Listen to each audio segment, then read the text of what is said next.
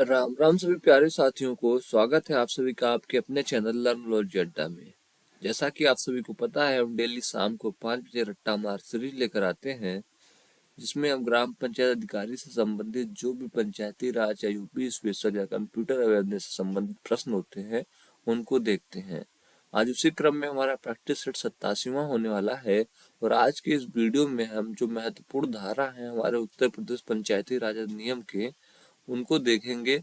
उनको हम इस तरीके से देखेंगे, पहले हम एमसीक्यू देखेंगे उनके, फिर उनको जो बेयर एक्ट है उत्तर प्रदेश पंचायती राज अधिनियम का, उनके माध्यम से उस पुस्तक को, उस किताब को खोलकर मैं आपको दिखाऊंगा और समझाऊंगा। तो इससे आपका जो भी टॉपिक होगा एकदम आसानी से क्लियर हो जाएगा। तो चलिए देर ना करते हुए वीडियो को शुरू करते हैं। उससे पहले अगर आपको बता दूं, आप चैनल पर नए हैं तो चैनल को सब्सक्राइब जरूर करें और बेल आइकन भी दबाएं, जिससे सबसे पहले आपको अपडेट मिल सके। देर न करते हुए वीडियो को शुरू करते हैं और देखते हैं आज के अपने पहले प्रश्न को। आज का हमारा पहला प्रश्न है, किस धारा में यह बात कही गई है कि ज्यादा जनसंख्या वाले ग्राम के नाम पर ही ग्राम सभा का नाम होगा। मतलब आपने देखा होगा अपने गांव में कि एक गांव, दो गांव, तीन गांव मिलाकर एक ग्राम पंचायत बनाई जाती है। तो एक भी होता है, कहीं कहीं गांव, कहीं दो होते हैं, कहीं तीन, कहीं चार, कहीं पांच। तो जो नाम ग्राम पंचायत का होता है वह किस नाम पर होता है? तो आपने देखा होगा जिसमें ज्यादा जनसंख्या होगी जिस गांव की, उसके नाम पर ग्राम पंचायत का नाम होता है। भले वो 3 गांव वाला ग्राम पंचायत हो, 4 हो या 2 हो, जिसमें आबादी ज्यादा रहेगी उसके हिसाब से ग्राम पंचायत का नाम होता है। तो यह बात कहाँ की गई है, किस धारा में की गई है? ऑप्शन है धारा 3, 4, 6, 8। तो मैं आपको चलता हूँ बेयर एक्ट पे लेकर और दिखाता हूँ किस धारा में यह बात की गई है। जब आप पढ़ेंगे सेक्शन 3 जब पढ़ते हैं तो उसमें यह बात की गई है कि राज्य सरकार सरकारी गजट में अधिसूचना द्वारा कृषि ग्राम के लिए या ग्रामों के समूह के लिए ग्राम सभा ऐसा नाम से जैसा भी निर्दिष्ट किया जाए स्थापित करेगी। और इसमें बताया गया है, प्रतिबंध यह है कि जहां ग्राम सभा ग्रामों के समूह के लिए स्थापित की जाए वहां सबसे अधिक जनसंख्या वाला ग्राम का नाम से के रूप में भी निर्दिष्ट किया जाएगा। जो सबसे ज्यादा जनसंख्या वाला गांव होगा उसके हिसाब से ही ग्राम पंचायत का नाम होगा। तो हमने कहा देखा इसे? सेक्शन 3 में देखा। सेक्शन 3 में यह बात कही गई है कि जिस गांव की ज्यादा जनसंख्या होगी ग्राम पंचायत का नाम उसी के नाम पर होगा। तो ये ऑप्शन धारा 3 बिल्कुल सही उत्तर है। पढ़ते हैं अगले प्रश्न को। उम्मीद है आपको यह प्रश्न समझ में आया होगा। अगला प्रश्न है हमारे सामने, ग्राम पंचायत के सदस्यों की अनर्हता की बात किस धारा में की गई है? अनर्हता है डिस्क्वालिफिकेशन। जैसे ग्राम पंचायत के जो सदस्य हैं, वार्ड सदस्य हैं, प्रधान है, बीडीसी है, जो भी हैं, उनके अनर्हता की बात किस धारा में की गई है कि वो चुनाव नहीं लड़ सकते? अगर आप पद पर हैं तो उन्हें पद छोड़ना पड़ेगा। क्या अनर्हता है ऐसी? तो यह किस धारा में बात की गई है? धारा 5 में, धारा 6 में, धारा 5A में या धारा 7 में? तो चलिए चलते हैं बेयर एक्ट की ओर, आपको दिखाते हैं 5A को। 5A में बात की गई है ग्राम पंचायत की सदस्यता के लिए अनर्हता। इसमें कई सब क्लॉजेज हैं। क्या क्या सिचुएशन हो सकता है, स्थिति हो सकती है जिसमें ग्राम पंचायत सदस्यता आदमी की जा सकती है, वह डिस्क्वालीफाई हो सकता है। 5 क में सारी बातें बताई गई हैं। आपको दिखा दूं, देखिए इतने अनर्हता के प्रकार हैं जो आप अभी देखेंगे इसे। ठीक है, तो 5 का आपको याद रखना है। अगर अनर्हता की बात होती है तो आपको 5A याद रखना है, 5 का याद रखना है। क्या याद रखना है? 5 का याद रखना है आपको, या 5A याद रखना है। उसमें सदस्यों की अनर्हता की बात की गई है। चलिए बढ़ते हैं अगले प्रश्न की ओर। अगला प्रश्न है हमारे सामने, ग्राम पंचायत की सदस्यता से अनर्हता का कौन एक सही उत्तर नहीं है? 4 ऑप्शन है हमारे सामने। और अभी अभी जो हमने 5A देखा था उसमें कई आपको दिखाए थे, कई सब क्लॉजेस थे कि उसके बारे में किस प्रकार से कोई इंसान, कोई सदस्य अनर्ह हो सकता है ग्राम पंचायत के सदस्य के पद से। तो उसमें लाभ का पद अगर कहीं धारण करता है, मतलब कहीं भी वह किसी भी पद पर रहता है सरकारी, तो वह ग्राम पंचायत की सदस्यता से अनर्ह हो सकता है। दुराचरण हेतु पदच्युत हुआ है, अगर कहीं कहीं अपनी दुराचरण की वजह से, मतलब खराब आचरण की वजह से अगर उसका डिमोशन हुआ है, तो भी वह ग्राम पंचायत के सदस्य से अनर्ह होगा। तो ग्राम क्षेत्र या जिला पंचायत का देय बकाया हो, या किसी गांव में या क्षेत्र में या जिला पंचायत में उसका पूरी पैसा बकाया हो, ना दे पाया हो, फिर भी वो ग्राम पंचायत की सदस्यता के लिए अनर्ह होता है। ये सारी बातें 5 क में की गई है, 5A में की गई है सेक्शन, लेकिन यह कुष्ठ रोग से ग्रसित आदमी या वहां पर बात नहीं की गई है। ठीक है, डी ऑप्शन बिल्कुल सही है। एक बार मैं आपको दिखाई देता हूँ कितनी बातें कही गई है, कितने तरीकों से ग्राम पंचायत का सदस्य अनर्ह हो सकता है। चलिए देखते हैं।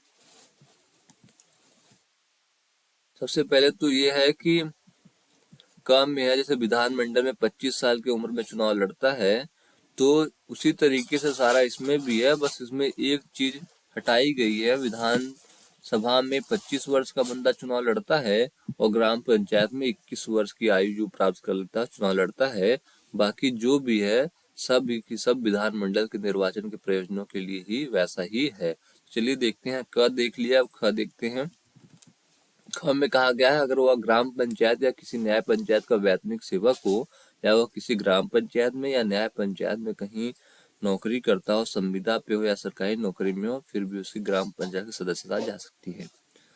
वह किसी राज्य सरकार या केंद्र सरकार या ग्राम पंचायत या न्याय पंचायत से भिन्न किसी स्थानीय अधिकारी के अधीन लाभ का कोई पद धारण करता हो, लाभ का अगर कोई पद धारण करता हो, फिर भी उसकी सदस्यता जा सकती है। ठीक है, उसके बाद वह किसी राज्य सरकार, केंद्रीय सरकार या किसी स्थानीय प्राधिकारी या किसी न्याय पंचायत की सेवा से दुराचरण के कारण पदच्युत कर दिया गया हो, फिर भी उसकी नौकरी मतलब सदस्यता जा सकती है, जैसा कि अभी अभी ऑप्शन में यह ऑप्शन में भी था।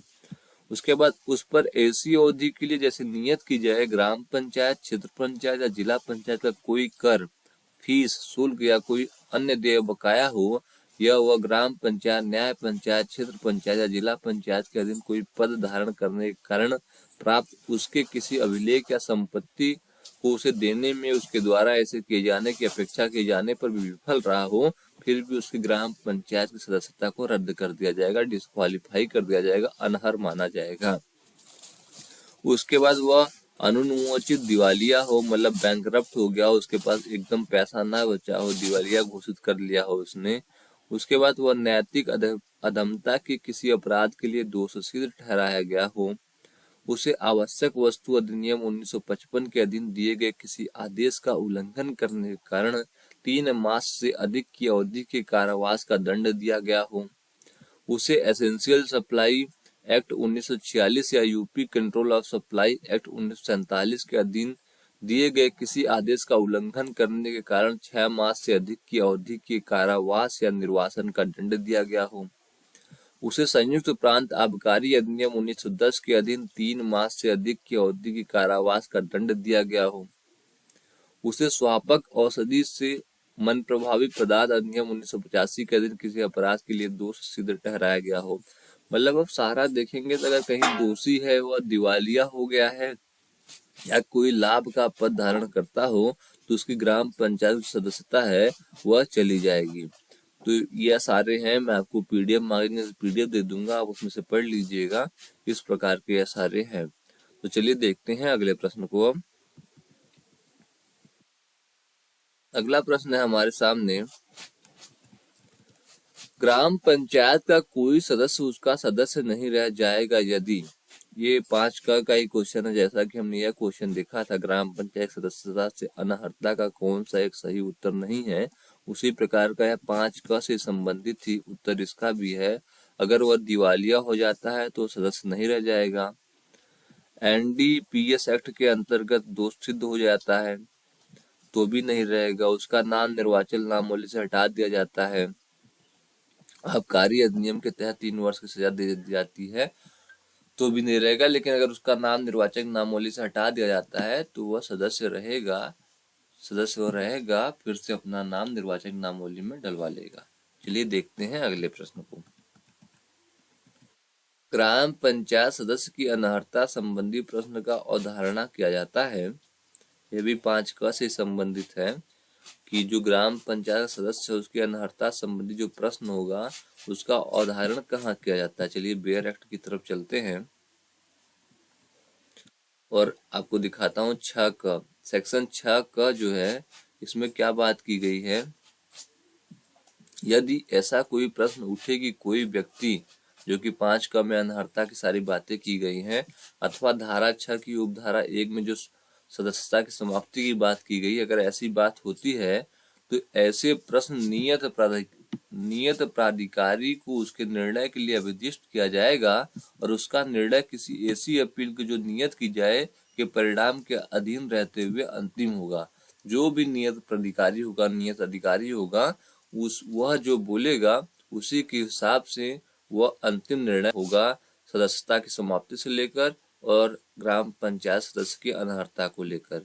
तो यह मामला कहाँ का है, तो यह मामला 6 क का है, सेक्शन 6A का मामला है। ये आपको सेक्शन भी याद रखना है, तो ये सेक्शन 6A का मामला है, 6A का मामला है। ये 6A में कहा गया जो नियत प्राधिकारी द्वारा निर्णय दिया जाएगा वही अंतिम होगा। और आपने ऊपर देखा था 5 क के मामले थे दोनों, मतलब 5A के मामले थे, और ये नीचे वाला जो हमारे अभी देखा है हमने, यह 6A का मामला है। चलिए देखते हैं अगले प्रश्न को।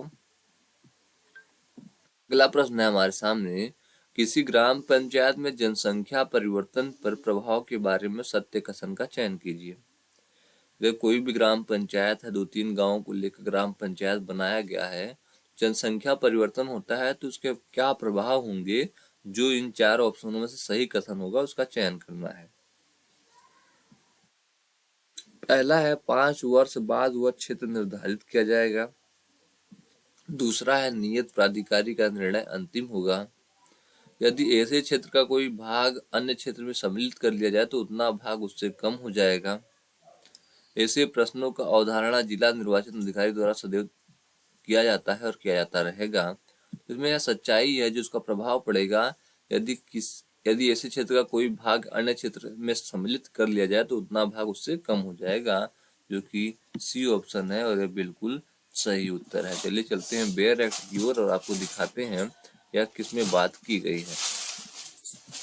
तो बेयर एक्ट में हम जाते हैं, सेक्शन 8 है हमारा, जनसंख्या में परिवर्तन अथवा ग्राम पंचायत के क्षेत्र के नगर पालिका आदि में सम्मिलित करने का प्रभाव क्या होता है। तो यदि किसी ग्राम पंचायत का संपूर्ण क्षेत्र किसी कैंटोनमेंट, नगर म्युनिसिपैलिटी, नोटिफाइड एरिया या टाउन एरिया में सम्मिलित कर दिया जाए तो ग्राम पंचायत का अस्तित्व समाप्त हो जाएगा। अगर कोई गांव को म्युनिसिपैलिटी बना दिया जाए, कैंटोनमेंट एरिया बना दिया जाए, नोटिफाइड एरिया बना जाए तो ग्राम पंचायत तो खत्म हो जाता है, ठीक है।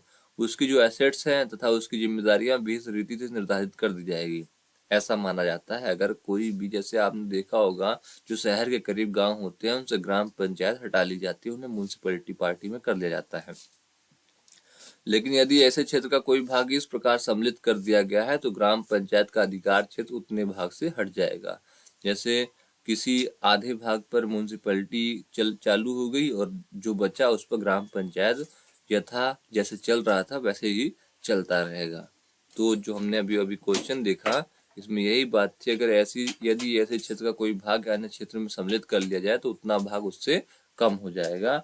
अगर कोई भी किसी गांव का कोई हिस्सा अगर म्युनिसिपैलिटी में, नगर निगम में, नगर पालिका में शामिल कर लिया जाता है तो उससे वह कम हो जाएगा।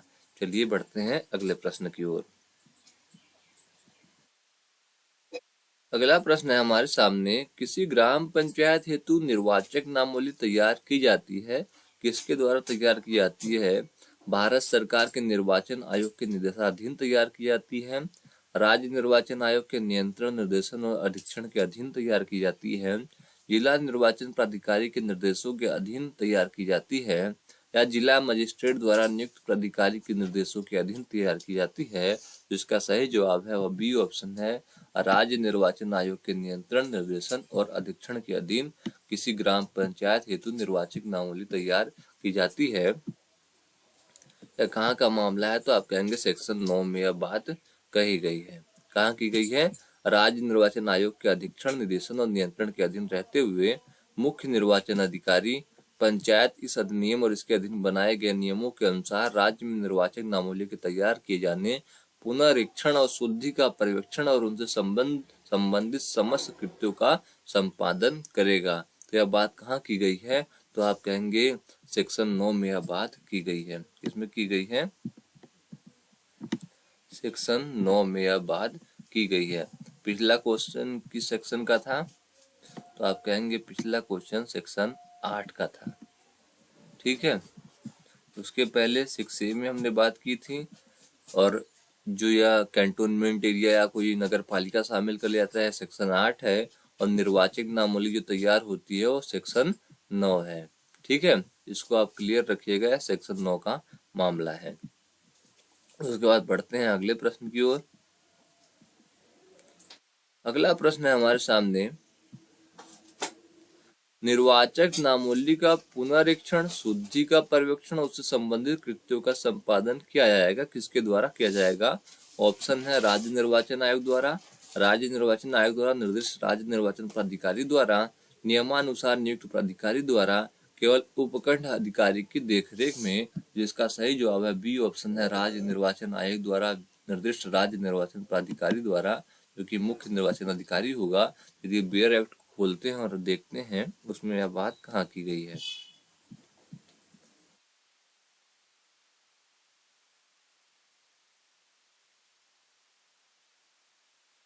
बेयर एक्ट हम खोल लिया। निर्वाचक नामावली का तैयार किया जाना, पुनरीक्षण और शुद्धि ऐसे व्यक्तियों द्वारा और ऐसी रीति से की जाएगी जैसा नियत की जाए।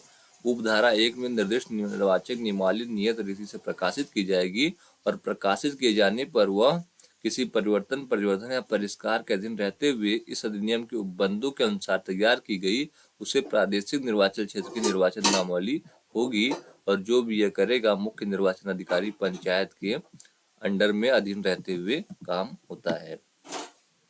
ठीक है, तो मुख्य निर्वाचन अधिकारी जो होता है पंचायत का, उसी के अधीन यह कार्य किया जाता है। चलिए देखते हैं अगले प्रश्न को। इसका सही जवाब राज्य निर्वाचन आयोग द्वारा निर्दिष्ट राज्य निर्वाचन प्राधिकारी द्वारा किया जाएगा, यानी कि मुख्य निर्वाचन अधिकारी द्वारा किया जाएगा। अगला प्रश्न है हमारे सामने, कोई व्यक्ति निर्वाचक नामावली में रजिस्ट्रीकरण हेतु अनर्ह होगा यदि केवल भिन्न उत्तर का चयन कीजिए। मतलब या तो 3 सही कर दीजिए या तो 1 गलत कर दीजिए, इस प्रकार से इस क्वेश्चन का आंसर होगा।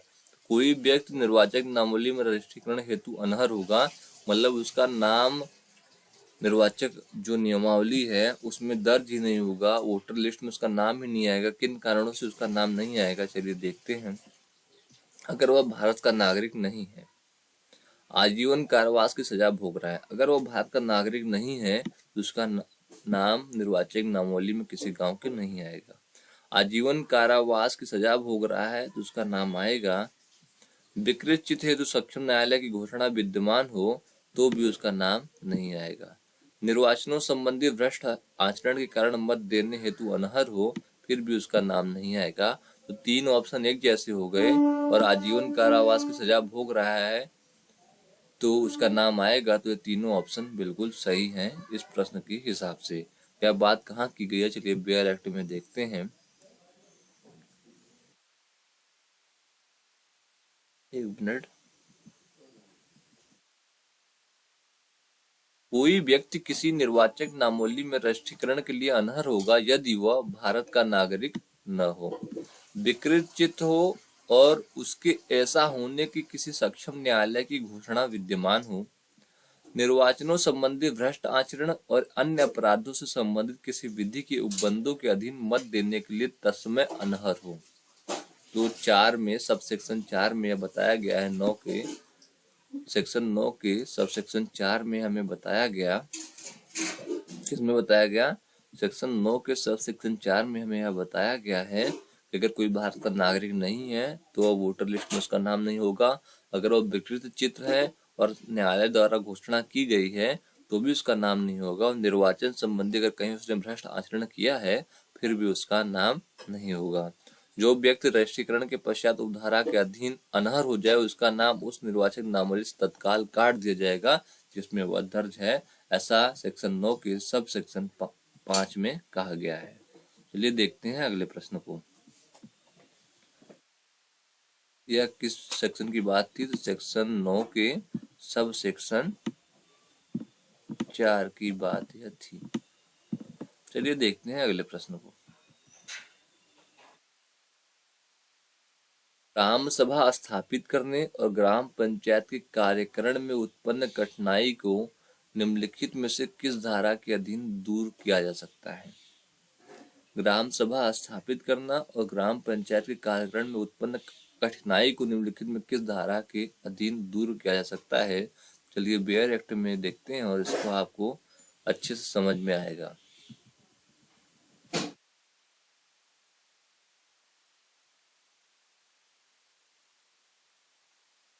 ग्राम सभा स्थापित करने और ग्राम पंचायत के कार्यकरण में उत्पन्न होने वाली कठिनाई का दूर किया जाना, सेक्शन 10 में यह बात की गई है, धारा 10 में यह बात की गई है। इसमें क्या बात की गई है, चलिए इसको देखते हैं। यदि किसी ग्राम सभा के स्थापित करने या किसी ग्राम पंचायत के कार्यकरण करने में इस अधिनियम के किसी उपबंध के या उसके अधीन बनाए गए किसी नियम के निर्वचन अथवा ऐसे निर्वचन से या उसके संबंध में उत्पन्न होने वाली किसी विषय के या किसी ऐसे विषय के संबंध में जिसके लिए अधिनियम में व्यवस्था न